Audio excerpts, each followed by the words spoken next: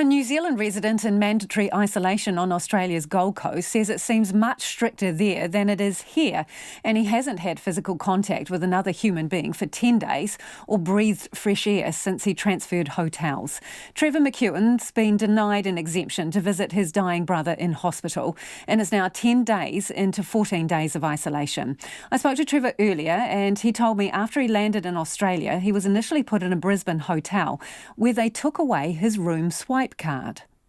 They deactivate it. Effectively, you can open the door, but if you step outside, and you'll be locked out of your room, and you can't make the lifts function. So effectively, you're in your room, and you're trapped on that floor if you step outside of your room. Correct. Yeah. So how strict is it other than that? Have you had any human contact since you've been in isolation? No, it's a lot stricter than New Zealand. In effect, I haven't seen a human being in the whole time that I've been here. Your meals are delivered to your door. They knock on your door 3 times. You've got to wait 10 seconds. You open the door. You bring your meal in. You get a call daily from Red Cross, Australian Red Cross, just checking on your mental health. But in effect, you're in the room for the entire 14 days, and the rooms don't have balconies or windows you can open. So it's been a long time since I've tasted fresh air. So no exercise even? You're not allowed out for that? No, there's no. It's not like New Zealand in that respect. No, you cannot leave the room. You've got to do your exercise in the room, which is challenging. So you say that your meals are dropped off. Do they just do you order food, or does it just turn up and you get what you get?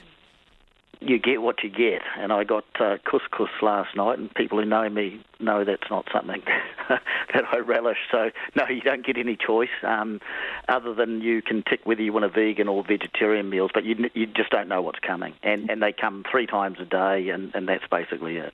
What was for breakfast? Cornflakes and an omelette. And have you got one of those little peepholes in the door when they drop off the food? Are they dressed in a particular way? Yes, they've all got face masks. I mean, it's the hotel staff. I guess this hotel here in Surfers Paradise would be the equivalent of the Stanford or something like that. So it's the staff, but very much with face masks on, and if you even open the door while they're there, they ask you to close the door and wait. So you got moved partway through isolation to a second hotel. How did they transport you? Well, that was interesting. I was the only person on a probably about a 120-seat bus, other than the driver, obviously. I relished the 10 or 15-second walk of fresh air from the lobby to the bus, but you're escorted by a policeman doing that, and in effect, that's it. Other than that bus driver and the one policeman and the policeman on the Gold Coast who brought me up to my room, that's been the extent of human contact. Do you have to pay for isolation in Australia? No, you don't. You don't. Okay, so it's all covered. So you applied for an exemption because your brother is very ill. We're sorry to hear that. What did they say? They turned you down, didn't they? Yeah, they're pretty harsh. I mean, look, obviously I'm looking at it from my perspective, so I feel it's pretty harsh given his situation. And but one part of me gets it.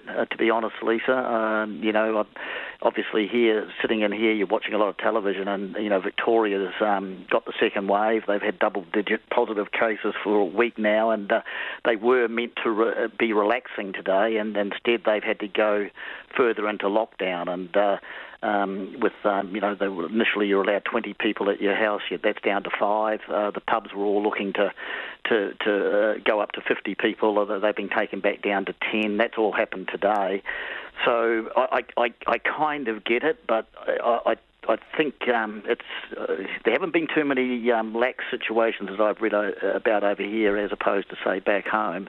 So they're certainly, pretty strict around what you can and can't do. And, so that my compassionate request hasn't been met. So I'm 10 days into my 14 days and really looking forward to getting out on Saturday. Have you been tested, Trevor? No, that's the one thing that has surprised me. I anticipated that I might get tested at the airport, and I thought, well, for sure I'll get tested in the hotel. That hasn't happened. I'll be interested to see if I'm tested before I leave. But no, it hasn't even been raised. So, to the best of your knowledge, are there people other than isolating travellers staying at that hotel that you're at? No, the entire hotel is quarantined, for overseas travellers. The one in Brisbane was slightly different, but it was two wings, and one wing was devoted to travellers, and the other, I think, just to normal guests. So there is a distinct segregation. In this particular one, it's entirely only quarantined people.